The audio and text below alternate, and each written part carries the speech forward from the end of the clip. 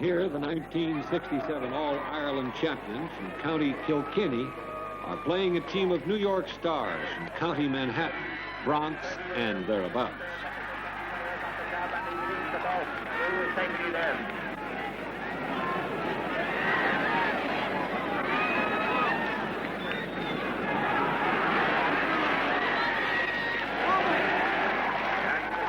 Each player is armed with a stick made of ash wood. They call it a hurling. A small leather-covered ball is thrown in just to make a game of it. The rest is fairly simple. Get the ball between the crossbars for 1 point, under the bars for 3 points. Through the roar of the crowd, you can hear the clash of the ash.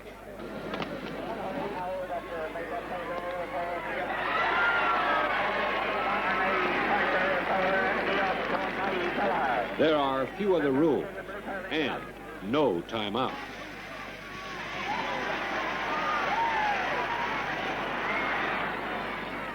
We discovered that this is some kind of ball game.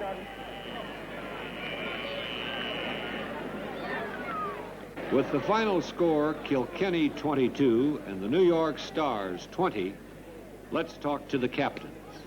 First of all, Jim, how long have you been in the United States? Just come last Thursday. Last Thursday. Yes. How have you enjoyed your trip so far? It's a wonderful trip altogether. Are you going to make any other stops in America? I think so, yes. I think we're going on to Chicago for a week as well. And you're probably looking forward to seeing the rest of the United States? Oh, yes, we'll do a show around as well, yes. Paddy, now let's talk to you. How long have you been in the U.S.? Since 1963. Since 1963. Did you ever hear of a young man by the name of Dermot Kelly? Oh, yes. I played on Dermot Kelly quite a few times, way back in 56, 57. I believe Dermot is a great musician or now, a great folk singer. He certainly is. And also, Jim, very best of luck to you and your team, and hope you have a nice stay in the United States. Thank you very much.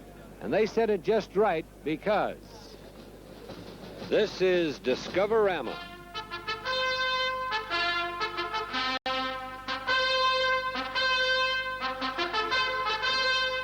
Now it's time for our show, and the man you must know came across the rolling sea. He left Ireland with guitar in his hand, he's a Delco discovery. From the county of Clare he will bring an Irish air, from the fields a handful of clover. From beginning to end he's a Delco dividend, and we call him the Irish Rover. He lingered for a while on the New York Isle, and he tried out everything new. He was up, he was down, he was all over town, he was just like me and you. Then he caught another plane, hit the Midwest terrain. He discovered Detroit all over. From Maine to Alabama, call it Discoverama, and just call him the Irish Rover. In the new selling year, here's a brand new idea. With Delco you can discover.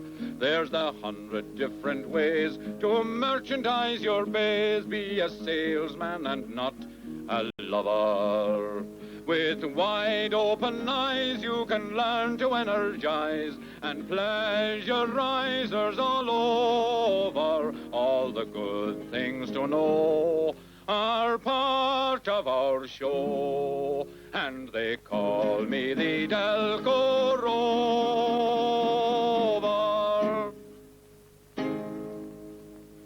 Here's our Delco discovery with a message that might surprise you. Thank you. You know, they say every Irishman in the whole world likes to laugh. It's part of our nature, I guess. Sometimes we tell stories, and other times there are songs. It's easiest when the song and the story go together, and we call it a ballad. Now, we have a ballad coming up. There are some who say it's about a goat. Well, maybe it is. I think you'll find it's about a lot of things. but it reminds me of the story of the goat who ate a can of film. Along came another goat who said, "How did you like the film?" "Fine," said the goat, "but I liked the book better." Now, just for you, Paddy McGinty's goat. Patrick McGinty, an Irishman of note, fell in for a fortune and he bought himself a goat. Said he, "Sure of goat's milk I'm going to have me fill." But when he brought the nanny home he found it was a bill. All the young ladies who live in Killaloo are all wearing bustles like their mothers used to do. They each wear a bolster beneath their petticoat. They leave the rest to Providence and Paddy McGinty's goat. Mrs. Burke to her daughter said, "Listen, Mary Jane, who was that young man you were cuddling in the lane? He'd a long wiry whiskers a-hanging from his chin." "'Twas only Pat McGinty's goat," she answered with a grin. She went away from the village in disgrace. She came back with paint and powder on her face. She'd rings on her fingers and she wore a sable coat. You can bet your life she didn't get that from Paddy McGinty's goat. Nora McCarthy, the knot was going to tie. She washed out her trousseau and she held it out to dry. Along came the goat and he saw the bits of white. He swallowed up her falderalls upon her wedding night. "Turn out the light quick," she shouted out to Pat. "Although I'm your bride, I'm not worth looking at. I had you of everything I told you when I wrote, but now I've won and nothing all to Paddy McGinty's goat." Old Paddy's goat had an awful appetite, and one day for breakfast he had some dynamite. A large box of matches he swallowed all serene, and then he went and washed it down with a pint of paraffin. He sat by the fireside, he didn't give a hang. He swallowed a spark and exploded with a bang. So if you go to heaven, you can bet $1 note that the angel with the whiskers there is Paddy McGinty's goat. Now we'd like to show you some of your customers who got away. The town is Jackson, Wyoming. It's set like a jewel in the valley of the Grand Tetons. That's why it's one of the most visited spots in the western vacation land. On any given day, you can see the license plates from 40 of the 50 states.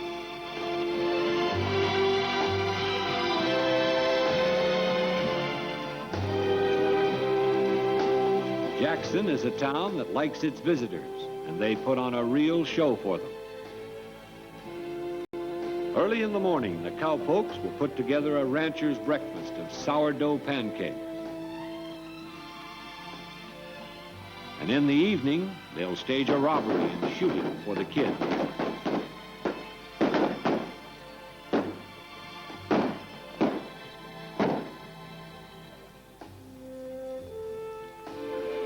All day long, the visitors pour into the town.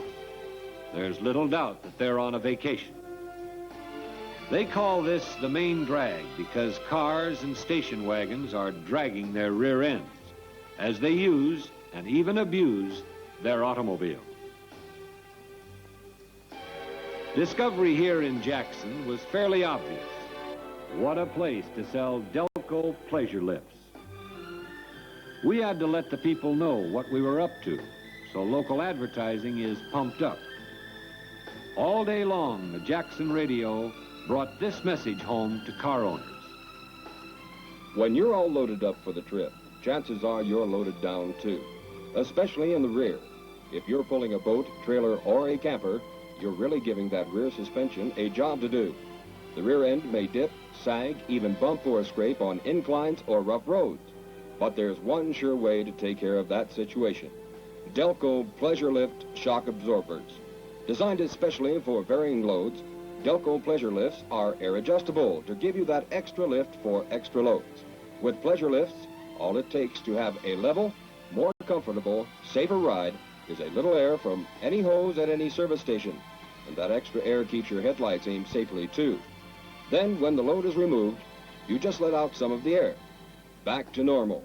To make driving a pleasure again, get Delco Pleasure Lifts, where you see the United Delco service sign. Chuck Tice owns a Phillips station in town, and that was our first big test area. He put up a tent on his place, and naturally, he dressed it up with merchandising material so the people would know we were there. Not only that, a special demonstrator was set up so that the customers could find out for themselves just what a pleasure lift does for any car. Chuck's story is real and factual. Boy, since we've started this pleasurizer demonstration here at Tice's 66 in Jackson Hole, Wyoming, our sales have been just fantastic. My men in the past years have never sold, or very seldom have sold, shock absorbers. Simply by demonstration alone, our sales are in the neighborhood of 12 heavy-duty pleasurizers a day and anywhere from 2 to 4 pleasure lifts a day. We have very little trouble on credit card or cash with people coming into our area. They're willing to pay cash. They're satisfied people leaving our area, and as a result, they're a lot safer in their driving out of Jackson, Wyoming. Chuck's brother discovered something about himself. His discovery, that he could sell Delco pleasure lifts maybe better than the boss. Sir, I've been noticing your shock absorbers are worn here and your car is tailgating. United Delco has come out with this new pleasure lift. And what this does actually, it works like a tire. You insert air to raise the back of your car. Raise it up any height you want. Yes, sir, to keep it level with the front. And this way you always get a steady, comfortable ride. See, now when you drop off a trailer and you take luggage out, what you do is you deflate it. And by doing this, it brings your car back to the normal stance. And here again, you get your pleasure. Easy to inflate? Yes, sir, it works just like a tire. Actually, in the back here, what we do is we insert like this little air spigot, and it has a core, and what you do with this... Or it's easily available. It's easily available, right, and you just use this air hose on it to inflate it or deflate it. Does that stop the swaying of the... Yes, sir, it'll give you a much more comfortable ride, too. In that 1 week, they put on a real blitz. It soon became apparent that the right promotion has lots of fallout values, too. Chuck's sales went from 6 or 8 a month to 8 or 10 sets of pleasure lifts and pleasurizers each day.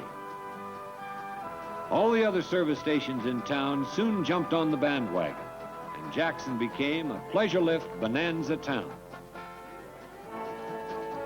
We asked Stan Williamson, the United Delco supplier who runs the Motor Mart in Jackson, for an opinion.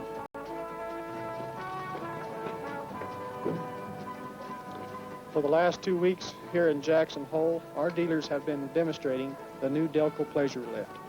The sales results have been absolutely amazing. Our people have discovered it is profitable to demonstrate a product as good as this one.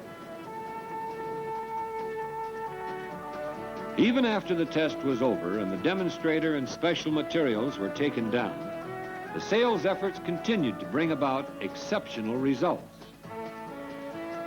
In a later interview, Chuck Tice explained that the money he made selling pleasure lifts enabled him to buy some new tune-up test equipment. He discovered that his promotion made his service station sales conscious.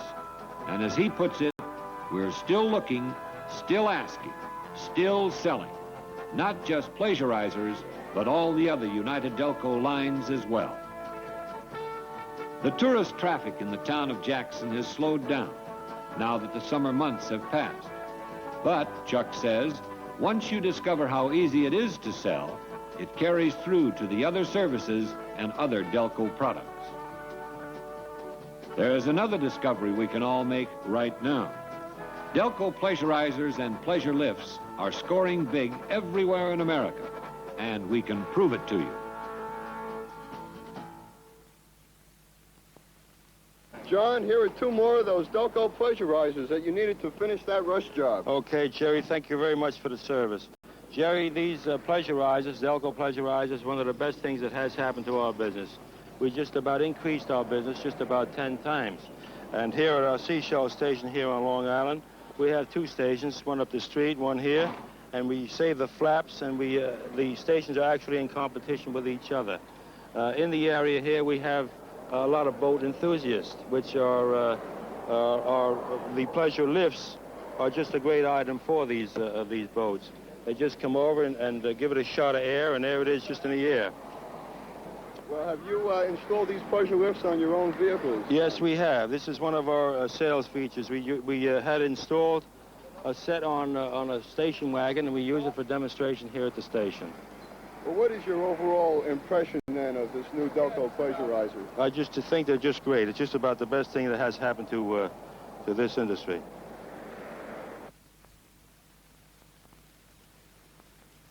When I came to Detroit, they told me that when things were discovered at United Delco, they sometimes started at the General Motors Technical Center.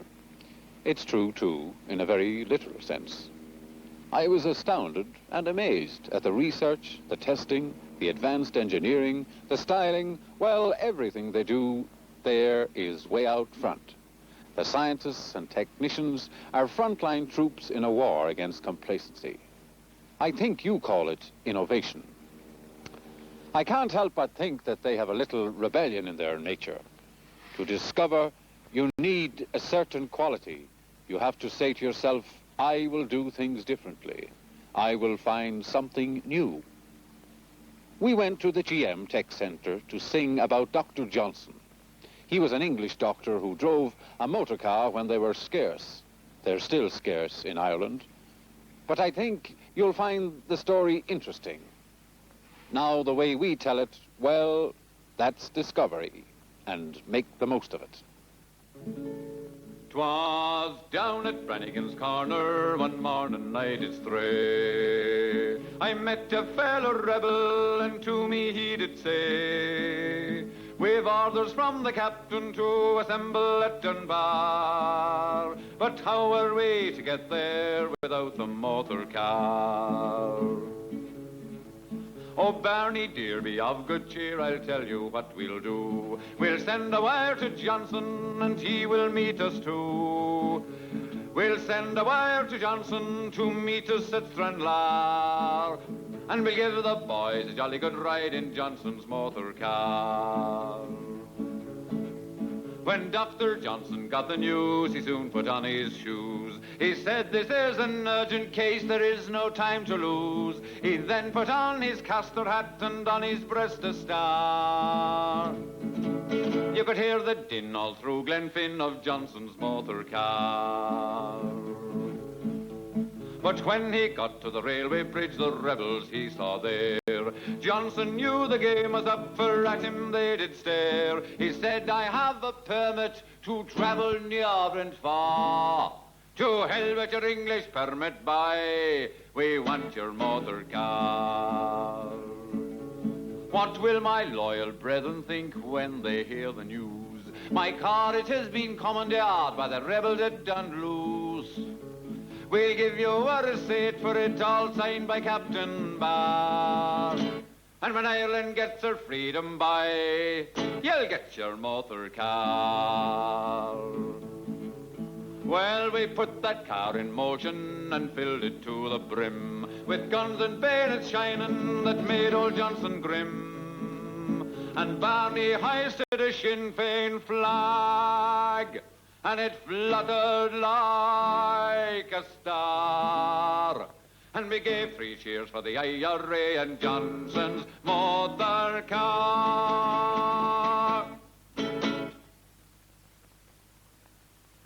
I once heard it said that an Irishman likes nothing better than a few jars at his pub and a chance to talk a little treason.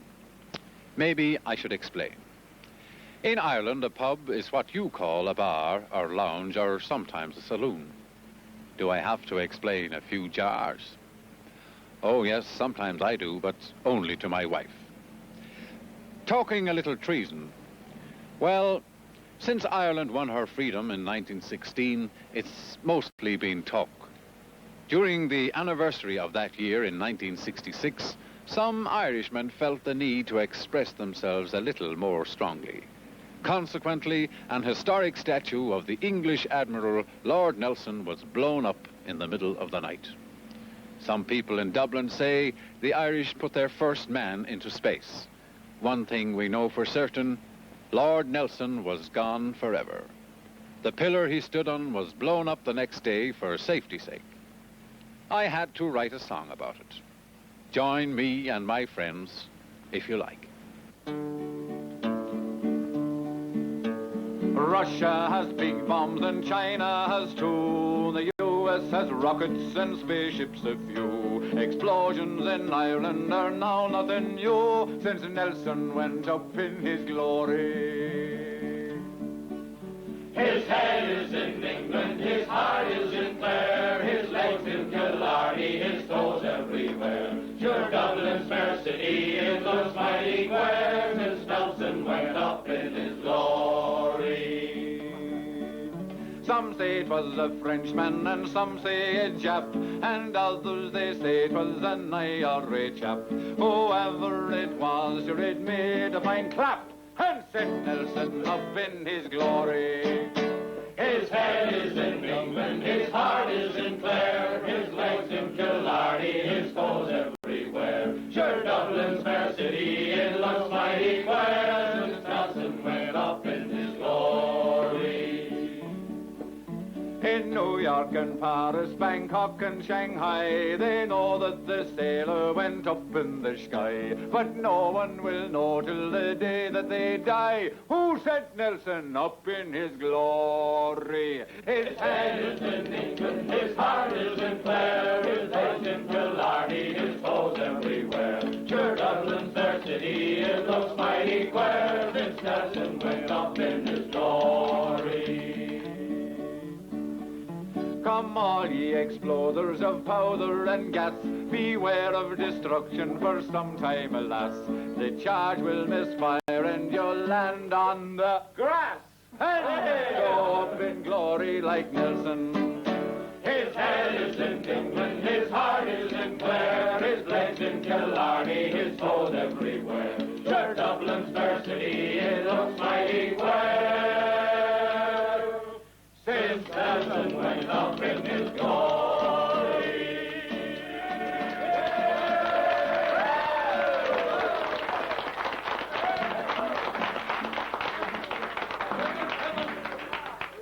This next song really needs no introduction.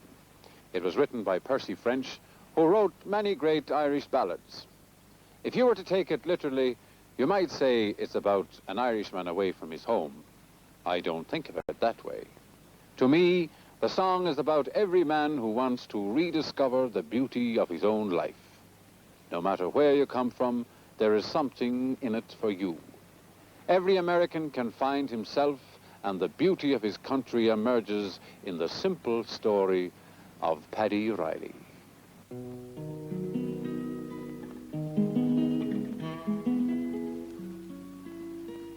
The Garden of Eden has vanished, they say, though I know the lie of it still.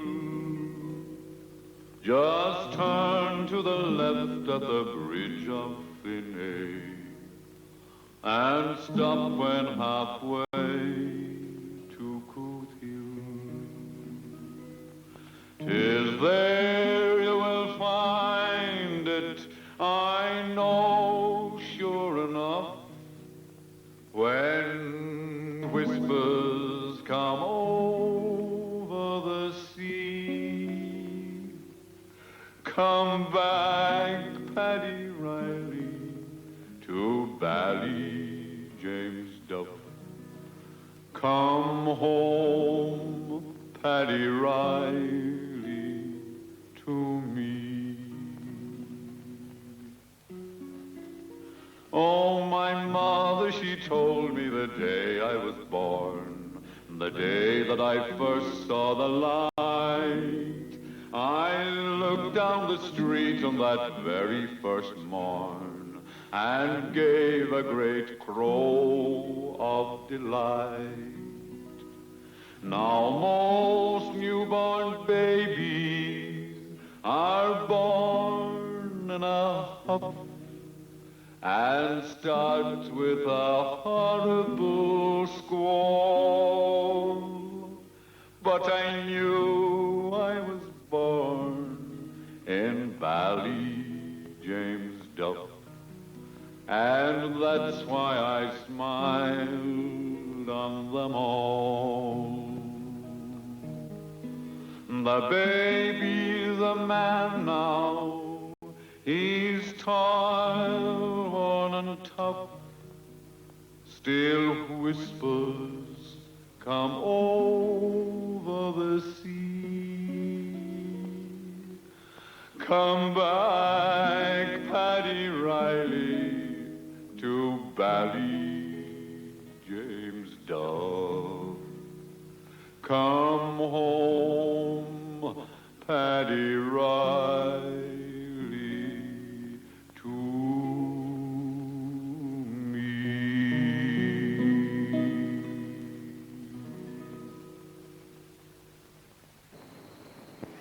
Well, Tom, I can tell you this, I've discovered something. I wouldn't mind taking that trip myself. And neither would I, Dermot. You know, there's a whole world to see, and the fact is, it isn't all in the faraway places. No, I don't say that, but still, it's a great thought that United Delco make it possible for some of the dealers to understand what goes on over the sea. Well, we've tried for some time now to open some eyes that have never completely grasped the whole idea of discovery, of selling service, of merchandising, you might say. You may be going beyond me now. I would never pretend to know what your dealers are doing. I sing songs, and that, my friend, is that. All right, but you do admit that you are selling whenever you're singing. Well, I try to know my audience. I try to give them a little bit of what I think they want and a lot of what I think they will enjoy. Well, we do the same. What I mean is there's no such thing as an old song or a tired ballad. There's always going to be young people coming up who have never heard it before, new people. Well, if an old song is good, let's say great, the old-timers want to hear it again, right? Oh, sure, Tom. You've got to look out for them. Well, that, quite honestly, is what we try to do at United Delco. We try to look out for our old friends and spread the word to our new ones. You have a fierce time doing it. Fierce? I mean, going to sports events and all that. Well, yes, we do have a lot of fun. But, you know, it's because we know we have to be there with the information the people want to hear. Well, I'll say this. There's nothing vague in what you have in mind. Vague? Do you think I'm vague, Tom?